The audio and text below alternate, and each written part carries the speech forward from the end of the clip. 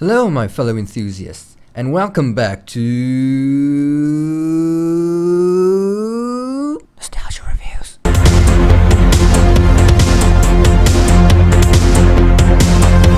Last video I talked about people riding spiders. Now I'm going to be talking about spiders riding people. Oh wait, now the game we're talking about this time is...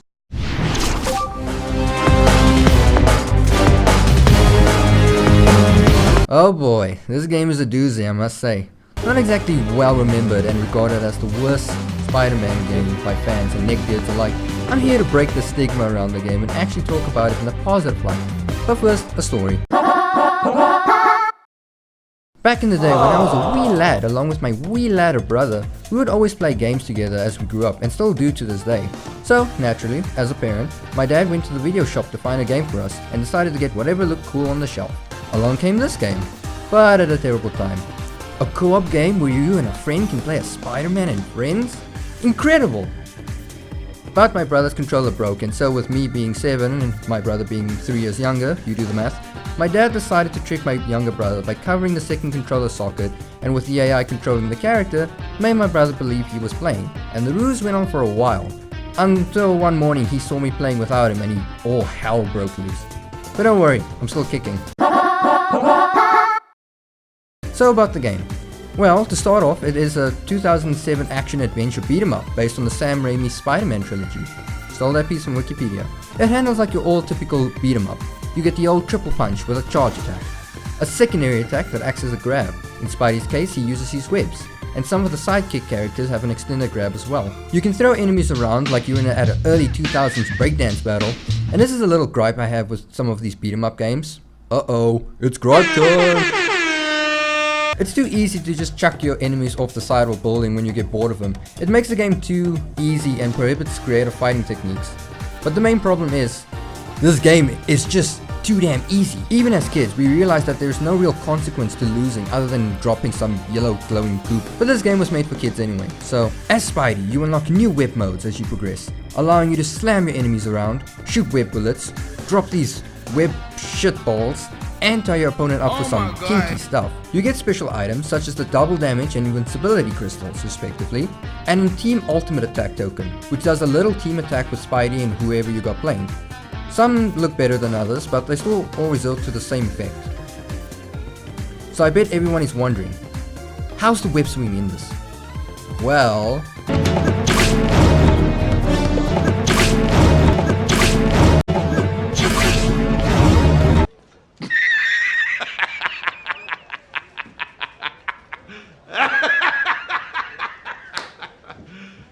You serious? Yes, not the finest this side of Queens, but it gets the job done as you can clear gaps and attack with it. There are 4 enemy types. These stupid floating balls that act as bombs, your standard ground soldier cannon fodder, their not so nice big brother that really wants to fuck you up, and the fat stacks themselves, the mini bosses. Each one of the enemy types change to the theme of the location that you're at, and so do their attacks and strengths. And I know this has nothing to do with the gameplay, but this music, man, it's some hype shit.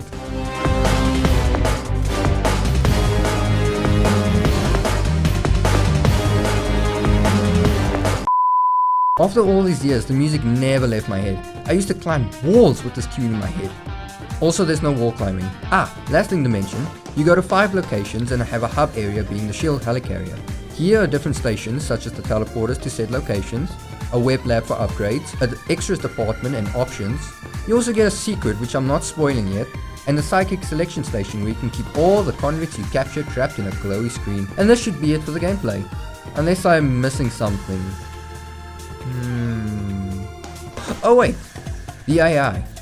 So the AI was decent on the PS2 version, but I realized that wasn't the case when I recorded the game, playing alone on the PC version. The AI is fucking brain dead. They don't even walk to where they have to go unless they get teleported there, and don't show any emotion when they're getting their shit slapped around. It's like having a bag of semen with 2 AA batteries attached to it for a partner. Nah son, this is not how things were supposed to be. Also, there's no block button. Just wanted to add that. Looks like you could use a hand. What I can use is a bazooka! Sorry, mine's in the shop, but how about this?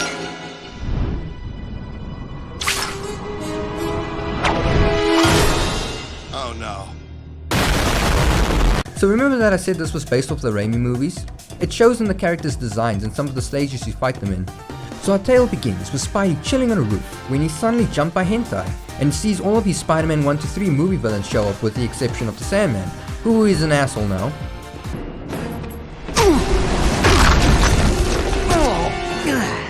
Got any clever little quips for me, webhead?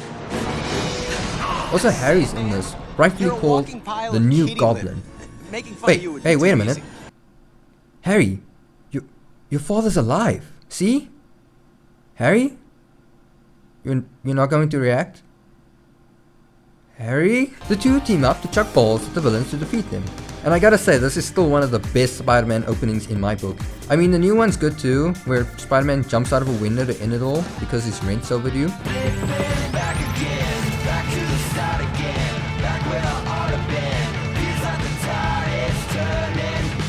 SWAT is 1084 at this tower. All units stand by. Warrant is en route.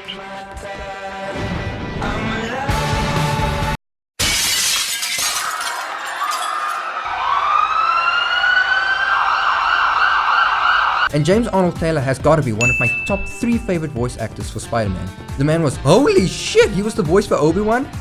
Now my life's complete. But as I was saying, the roof is suddenly swarmed with knockoff Venoms, and the villains are teleported away, and Spider-Man gets abducted by aliens.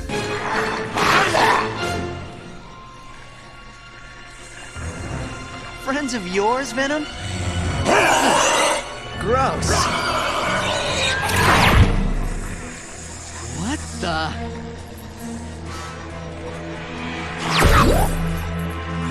Spidey, what's happening? If this day gets any weirder, I may have to scream.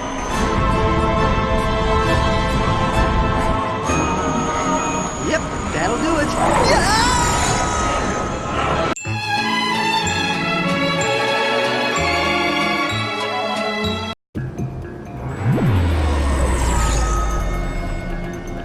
Hello? Nick Fury, Director of S.H.I.E.L.D.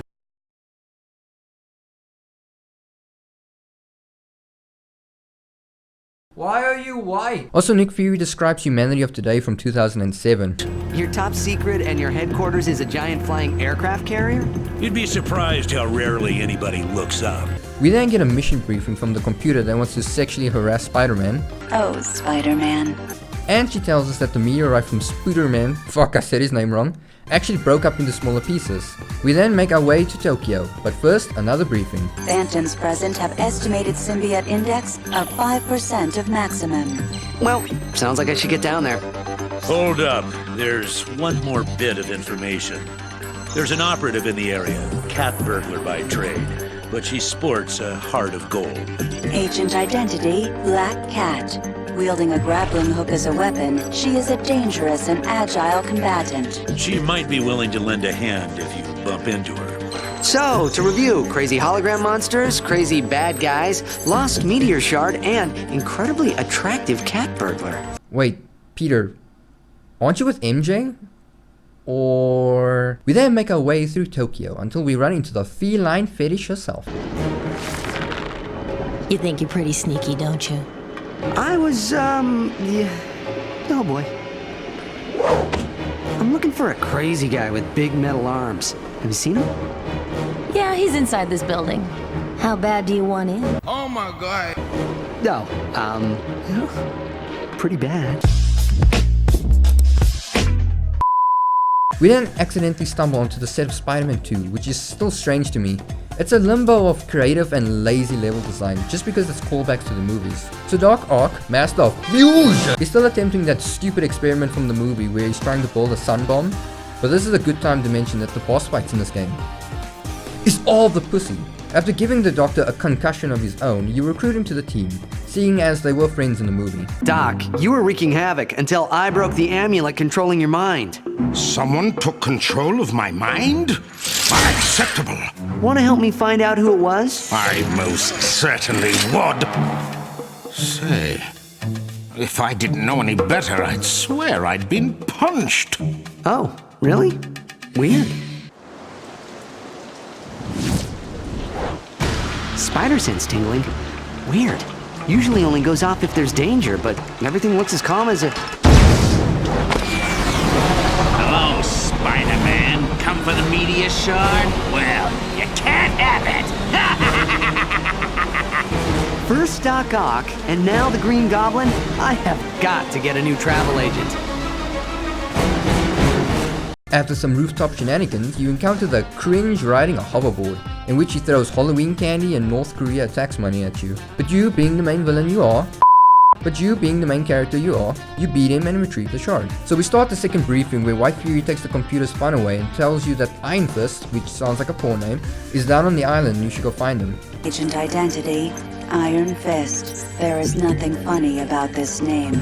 Iron Fist is a master of the Kunlun martial arts. His costume?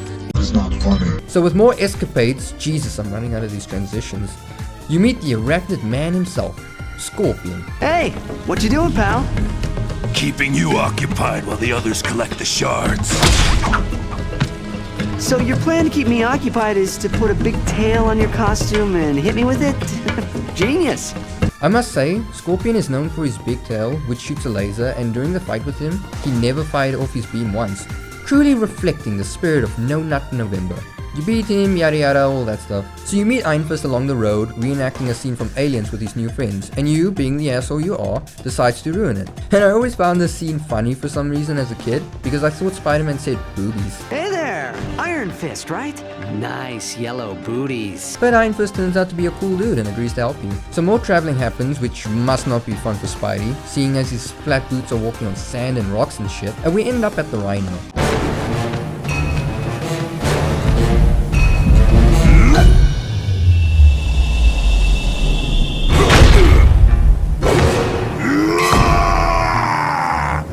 First Scorpion and now Rhino. Well, starting to scrape the bottom of the old villain barrel, eh? Who's next? Hypno Hustler? I'll hypno hustle you. Oh, good comeback. I remember this was one of the most difficult boss fights, and for good reason. He's relentless. Also, I just remembered when I played this a while back, that this was the same level from the first Spider-Man game. Guess you can't make a Spider-Man game without having the Rhino getting his horn stuck in things. Am I right, lady? You kick a few IQ points into his head, yes, you heard me right, and discover that Rhino doesn't know basic geography. Alright, come on. We're headed to Egypt next. Egypt? What's a Egypt? Bada bing, bada boom, 2 down. Holy shit, I feel exhausted. But the show must go on. So your third briefing showcases that the computer convinces staff that Fury was a Terminator and that the Sandman was holding out in Egypt. Which, can I just say, sounds like fucking suicide. You have a man who is already indestructible and who can turn himself into sand, and he's in one of the sandiest places on Earth, and you want to fight him. It sounds like a death sentence. Nevertheless, after some flirting with the computer, like the movie Her, you journey to Cairo where you meet the lizard who is looking for weed. Well, one would start to believe that the mythical Nelumbo Nuciferia Mutatio is, in fact, mythical. Oh, hello. Hi.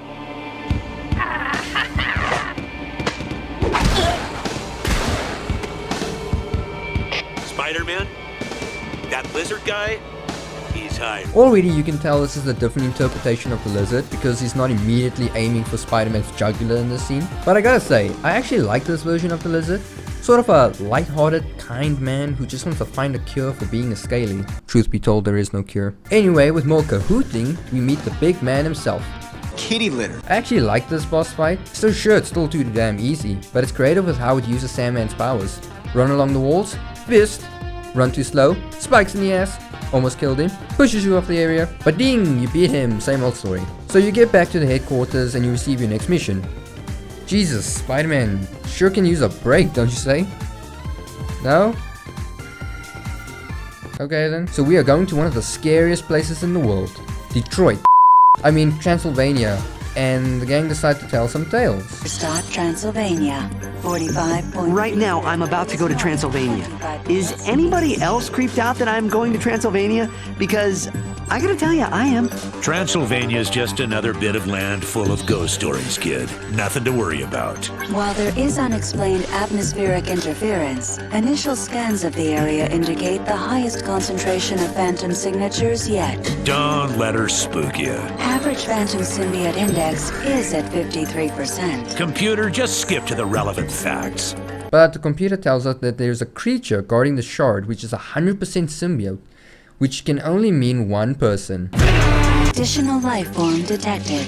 Phantom signatures surrounding life form are disappearing at an alarming rate. There's something tougher than the phantoms down there? I gotta say, as a kid, this part was kinda scary because I didn't know who it was until I played it. So it was a cool mystery. We trek through Dracula's backyard until we invade his house and meet the mysterious vigilante, Blade, who is looking a little different from Wesley Snipes. I'm here chasing after something with eyes a lot like yours. Like mine? No. It doesn't go "Rawr" a lot, does it? Yeah. Oh no. That's Venom, and, well, we're sort of related. If you're after him, I'd better help. We hike up the bell tower to a Spider-Man 3 set. So basically where Venom was created. And we get this exchange.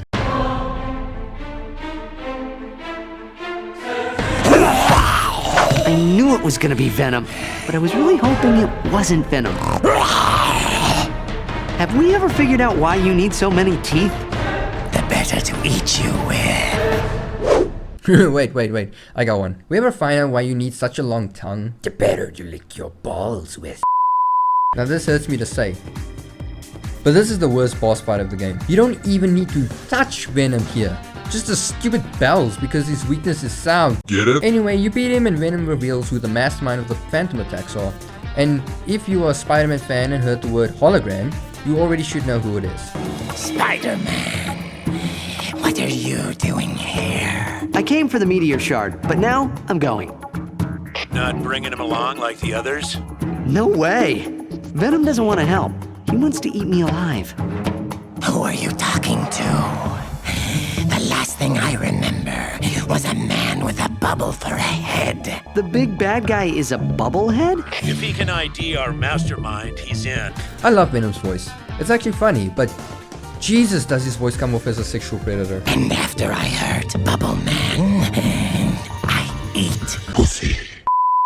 So this is it. The last stretch of the game. The final section. You go to the computer one last time and get your final briefing, where you find out conveniently that Nepal's the main focus of the Phantoms. Imagine if Spidey went there first, game would have been over in like 20 minutes. Also funny to mention that my brother loves Venom, and he wouldn't play as anyone else once we got him, but it was the end of the game, so worth the wait. We walk around snowy Nepal until we run into Mysterio himself. Come on guys, it was Mysterio. And he steals the shards, but Spider-Man gets one and realizing the Phantoms are too powerful now, he crushes the shard to become Black Suit Spider-Man. And by becoming Black Suit Spider-Man, he unlocks the most powerful move ever. Battery, a small form of power. Okay, you say battery, which to me is a different form of power. We then march all the way up to Mysterio's base and give him the hardest sucker punch of his life. Hi, I'm your friendly neighborhood Spider-Man.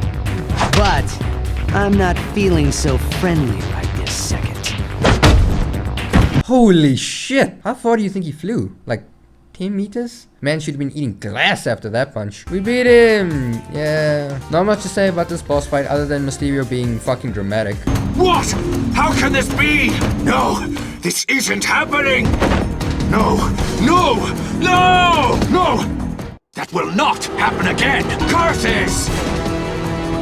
Then we have our final scene where Fury pays off his loans so he doesn't have to jump out of windows again.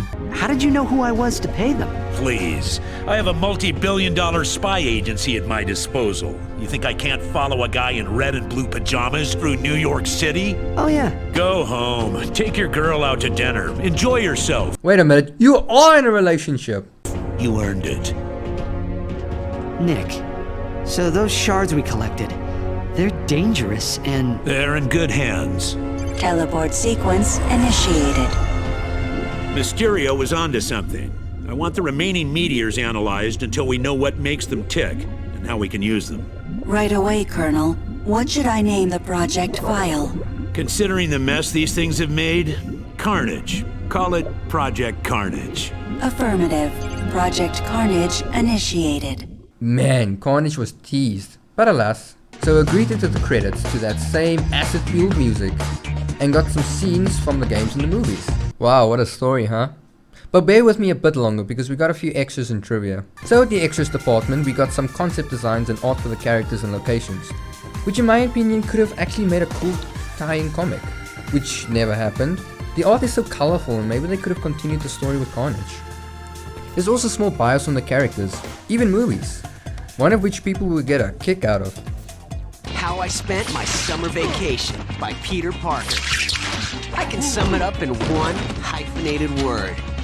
Spider-Man. Ultimate Spectacular, Rush. spectacular Spider-Man. Okay, so summer's over.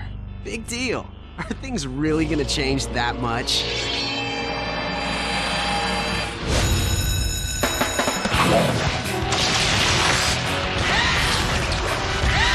Why does his bombs make that sound? And finally, there it is, the secret I was holding out on. Introducing Versus Mode. Yeah. Versus Mode is a thing you can play with all the characters and stages you've unlocked throughout the game. So if you and a friend wanted to see what it would look like if Black Suit Spider-Man and Venom went all Mortal Kombat on each other on a dirty ass New York rooftop, then this is the game mode for you. I'm not just a web slinger, I'm a cultural icon. Round one. I hate the sound Venom's webs make. It sounds like hot shit sliding out of a can of dog food.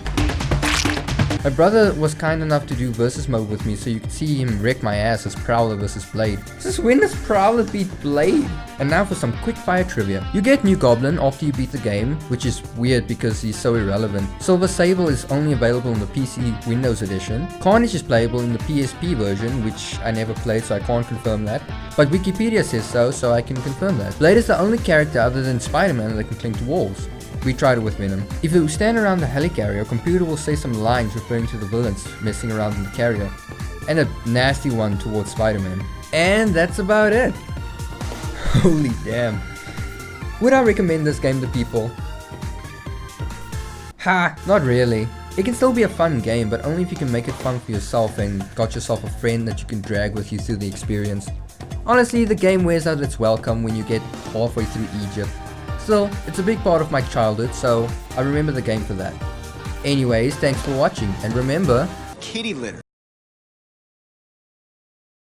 So everyone, thanks for watching my Spider-Man Friends of Foe review. This is obviously nostalgic review, so it's a game that's close to my heart for forming my childhood and my love for Spider-Man. And yeah, no, this review took a lot longer to do because I had to get the game footage first, and that was a fucking nightmare because Bandicam doesn't want to work with me, so I had to use OBS and a whole bunch of nonsense there. I had to write the script around the footage, I had to review the script, had to do the voice lines and then the editing, so it took longer than I thought it would, but I hope you guys enjoyed and see you in the next one. That should do it.